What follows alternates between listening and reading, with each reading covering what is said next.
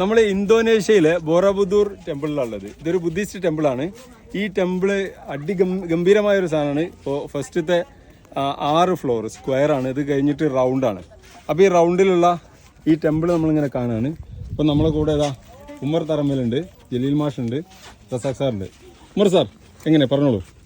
ഇത് ലോകത്തിലെ ഏറ്റവും വലിയ ബുദ്ധ ടെമ്പിളാണെന്ന് ഞാൻ മനസ്സിലാക്കിയത്.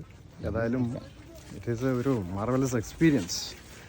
കാരണം ഒരു നിർവ്വാണദശ വരെയുള്ള ബുദ്ധൻ്റെ ഒരു ഹിസ്റ്ററി കംപ്ലീറ്റ് ഡോക്യുമെൻ്റ് ചെയ്തിട്ടുണ്ട്. മാത്രമല്ല അദ്ദേഹത്തിൻ്റെ ജാതകഥകളിലൊക്കെ കാണുന്ന പോലെ സ്റ്റോറീസ് ഇഷ്ടംപോലെ ഇവിടെ ഡെപ്പിക്ട് ചെയ്തിട്ടുണ്ട്. ആ ഈ ടെമ്പിളിൽ നമുക്ക് കിട്ടുന്ന ഒരു പ്രധാനപ്പെട്ട ഒരു കാര്യം സ്റ്റോറീസാണ്. അത് കുറേ ഭാവന കലർന്നു കൂടിയാണ്. അത് വെറും ബുദ്ധൻ്റെ ലൈഫും അയാളുടെ വിശ്വാസമായ റിയാലിറ്റിയോട് ബന്ധപ്പെട്ട ഒന്നാണ് ഞാൻ ചോദിക്കുന്നത്. ആ സ്റ്റോറീസ് നന്നായി ഡെപ്പിക്ട് ചെയ്തു എന്നുള്ളതാണ് നമുക്കിവിടെ കിട്ടുന്ന വേറൊരു ചിത്രം. മാത്രമല്ല ബിഹെഡഡ് ആയിട്ടുള്ള ഒരുപാട് ബുദ്ധ സ്തൂപാസ് ഇവിടെ ഉണ്ട്, തല ഇല്ലാത്ത മട്ടിൽ.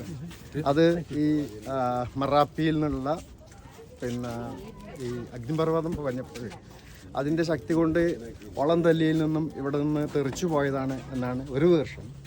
പിന്നെ അതിന് ശേഷം ഇവിടെ വന്ന വെസ്റ്റേണേഴ്സ്, ഈ ഇൻഡിപെൻഡൻസിന് മുമ്പ് വന്ന വെസ്റ്റേണേഴ്സിൻ്റെ കൈകടൽത്തിൻ്റെ ഭാഗമായിട്ട് പലതും നഷ്ടപ്പെട്ടു അല്ലെങ്കിൽ നശിപ്പിച്ചു എന്നും പറയപ്പെടുന്നുണ്ട്. ഏതായാലും ഇതൊരു മാർവൽ എക്സ്പീരിയൻസ് ആണ്.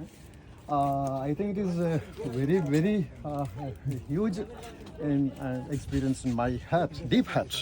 Okay, thank you. Razak sir ഒന്നും പറയാനില്ല. ഉമ്മർ മാഷ് പറഞ്ഞ അതേ കാര്യം തന്നെ പറയാനുള്ളൂ.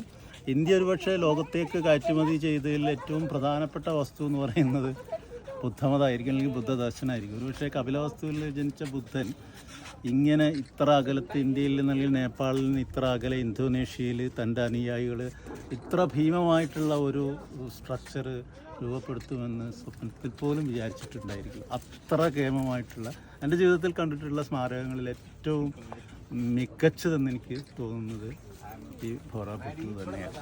നമ്മളെ കൂടെ ഇബ്രാഹിം കോട്ടക്കലുണ്ട്. സാധാരണ ഇന്തോനേഷ്യ പോകുന്ന സമയത്ത് എല്ലാവരും ബാലിയിലാണ് പോകുന്നത്. എങ്ങനെയുണ്ട് ബാലി കഴിഞ്ഞതിന് ശേഷം ഈ ഒരു ബോറബുദൂർ യോഗ്യക്കാർത്തെത്തുമ്പോൾ?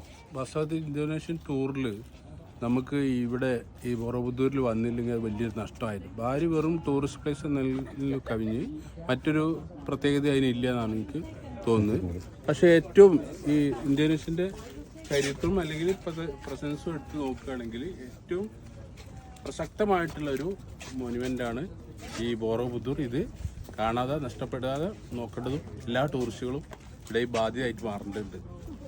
ഓക്കെ,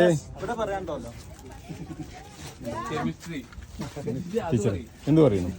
ഇത് ശരിക്കും ഒരു ചരിത്ര ടൂറാവുമെന്നുള്ള പേടിയുണ്ടായിരുന്നു. ഫുള്ളും ചരിത്ര സ്മാരകങ്ങളായിരിക്കുന്നു. പക്ഷേ ഇത് കണ്ടു കഴിഞ്ഞപ്പോഴാണ് ഇത്രയും ഇൻട്രസ്റ്റിംഗ് ആയിരിക്കുന്ന ഒരു നഷ്ടമായിരുന്നു ഇത് കണ്ടില്ലായിരുന്നെങ്കിൽ. ഡോക്ടർ റസാഖ് സാറിൻ്റെ വൈഫാണ്, ടീച്ചറാണ് സംസാരിച്ചത്.